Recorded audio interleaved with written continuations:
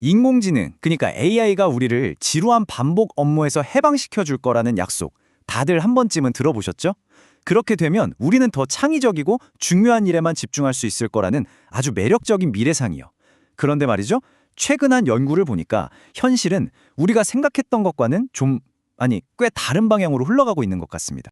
AI가 우리의 일, 특히 단조로운 업무를 줄여줄 거라는 게 원래 약속이었잖아요. 그런데 현실은 어땠을까요? 연구 결과는 놀라웠습니다. 일의 속도는 훨씬 빨라졌고 내가 책임져야 할 업무 범위는 오히려 더 넓어졌어요. 심지어 근무 시간은 더 길어지고 일과 삶의 경계는 희미해졌습니다. 아니, 이 엄청난 약속과 현실의 차이, 대체 왜 생기는 걸까요? 자, 그래서 오늘은 이 현상을 한번 제대로 파헤쳐 보려고 합니다.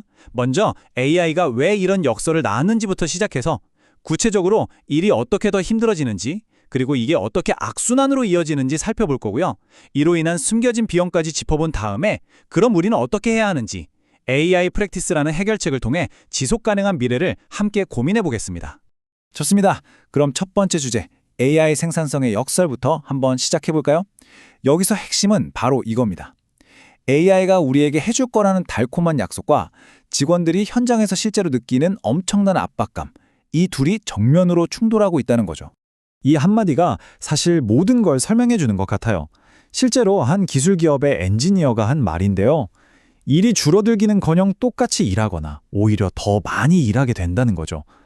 AI 덕분에 시간이 남을 줄 알았는데 현실은 정반대였다는 겁니다. 바로 이게 우리가 마주한 생산성 역설의 생생한 목소리입니다. 아니, 도대체 왜 이런 일이 벌어지는 걸까요? 연구를 통해 밝혀진 바에 따르면 AI가 아주 조용하고 교묘하게 우리의 업무량을 늘리는 세 가지 핵심적인 방식이 있었습니다. 지금부터 그 메커니즘들을 하나씩 파헤쳐 보겠습니다. 연구진들이 찾아낸 세 가지 핵심 원인이 바로 이건데요. 첫째가 업무 확장, 둘째가 경계의 모호화, 그리고 셋째가 멀티태스킹의 증가입니다. 이 세 가지가 어떻게 서로 맞물려서 우리 일을 점점 더 힘들게 만드는지 지금부터 하나씩 짚어보겠습니다. 자, 첫 번째는 바로 업무 확장입니다. 이게 무슨 말이냐면요. AI가 내가 잘 모르는 분야의 지식을 채워주니까 사람들이 자기도 모르게 자기 역할의 선을 넘기 시작한다는 겁니다. 예를 들어 디자이너가 AI 도움을 받아서 직접 코딩을 하는 거죠. 예전 같으면 당연히 개발자에게 부탁해야 했을 일을 이제는 스스로 해내게 되는 겁니다. 네, 여기서 끝이 아니에요.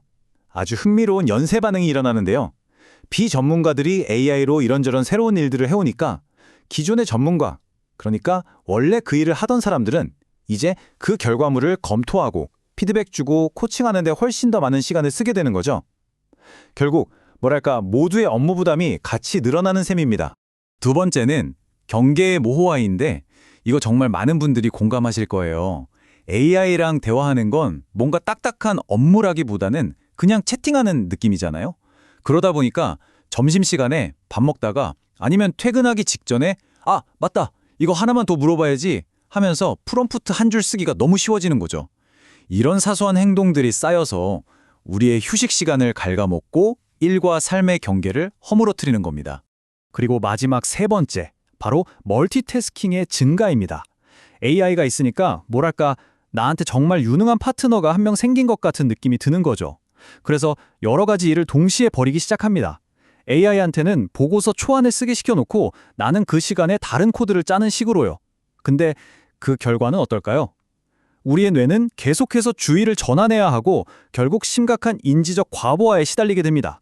자, 이렇게 살펴본 세 가지, 업무 확장, 경계 모호와 멀티태스킹 증가. 이게 각각 따로 노는 게 아닙니다. 서로가 서로를 부추기면서 결국 더 많이 일하는 끔찍한 악순환의 고리를 만들어냅니다. 여기서 핵심은 AI가 만들어낸 속도가 역설적으로 더 많은 일을 낳는다는 점이에요. 한번 이 흐름을 같이 따라가 볼까요? 자, 먼저 AI가 일하는 속도를 확 높여주죠. 그럼 어떻게 될까요? 당연히 일의 속도에 대한 기대치 자체가 올라갑니다. 기대치가 올라가니 AI에 더 의존하게 되고 더 많은 일을, 더 넓은 범위의 일을 맡게 되겠죠. 결국 끝도 없이 업무의 양과 강도가 높아지는 멈출 수 없는 사이클이 완성되는 겁니다. 이런 악순환이 계속되면 결국 개인과 조직은 어떤 대가를 치르게 될까요? 이게 바로 우리가 주목해야 할 AI의 숨겨진 비용입니다. 눈앞에 생산성 향상이라는 빛에 가려진 어두운 그늘인 셈이죠. 겉으로 보기엔 생산성이 막 폭발하는 것 같아요. 그런데 그 뒤를 들여다보면 직원들은 조용히 늘어나는 업무량과 극심한 인지적 피로에 시달리고 있습니다. 자연히 의사결정 능력은 떨어지고요. 이건 결국 조직 전체에 번아웃이라는 시한폭탄을 안겨주는 것과 같습니다. 더 큰 문제는 리더들조차 이게 진짜 생산성 향상인지 아니면 지속 불가능한 노동 강도인지 구분하기가 너무 어려워진다는 겁니다. 근데 여기서 이런 생각이 드실 수도 있어요. 아니 잠깐만요. 직원들이 자발적으로 원해서 더 열심히, 더 많이 일하는 거면 좋은 거 아닌가요? 그게 바로 우리가 AI한테 기대했던 생산성 혁신 아니었나요? 네, 정말 날카로운 질문입니다. 그리고 바로 이 질문이야말로 이 문제가 얼마나 미묘하고 까다로운지, 왜 우리에게 새로운 접근법이 필요한지를 정확하게 보여줍니다. 바로 그 지점에서 해법이 필요해지는 겁니다. 연구진들이 제시하는 해결책이 바로 AI 프랙티스라는 개념입니다. 이건 그냥 구호가 아니고요. AI 시대에 맞는 지속 가능한 일의 방식을 만들기 위한 아주 구체적이고 체계적인 틀, 즉 프레임워크입니다. AI 프랙티스. 이게 대체 뭘까요? 아주 간단하게 말하면 AI를 어떻게 쓰고 언제쯤 멈추는 게 적절한지, 그리고 우리의 업무 범위를 어디까지 넓히고 어디서는 멈춰야 할지에 대해 팀원들끼리 미리 정해놓는 의도적인 약속과 규칙입니다. 통제 없이 폭주하는 업무 강화에 대한 일종의 해독제라고 할 수 있죠. 이 프레임워크는 크게 세 가지 기둥으로 이루어져 있어요. 바로 의도적인 멈춤, 순서화, 그리고 인간적인 교류인데요. 혹시 눈치채셨나요? 아까 우리가 봤던 세 가지 문제점, 즉 경계 모호화, 멀티태스킹, 업무 확장, 기억하시죠? 거기에 딱 맞는 명확하고 실행 가능한 해결책들입니다. 예를 들면 이런 거예요. 첫째, 의도적인 멈춤을 위해 중요한 결정을 내리기 전에는 반드시 반대 논거를 하나 이상 찾아보도록 규칙을 정하는 겁니다. 과부하를 막는 거죠. 둘째, 순서화를 위해서는 정신없이 울리는 AI 관련 알림을 특정 시간에만 모아서 확인하는 식으로 불필요한 주의력 분산을 줄여주고요.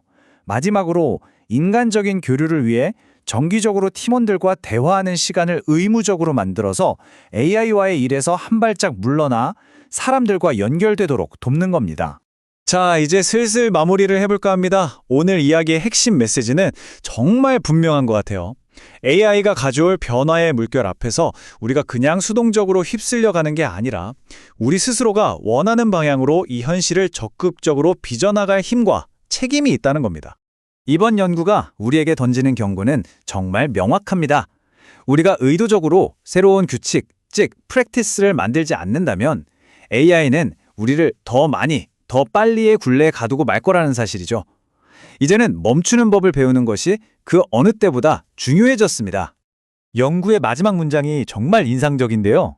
진짜 질문은 AI가 우리의 일을 바꿀 것인가 아닌가가 아니라는 겁니다. 핵심 질문은 이것입니다. 우리가 그 변화를 주도적으로 만들어갈 것인가? 아니면 그 변화가 조용히 우리를 만들어가도록 내버려둘 것인가? 그래서 이 마지막 질문을 여러분께 꼭 드리고 싶습니다. 이 강력하고 새로운 도구를 손에 쥔 지금 여러분은 AI와 함께 어떤 업무 환경을 그리고 어떤 미래를 만들어 가시겠습니까? 그 답은 결국 우리 각자의 선택에 달려 있습니다.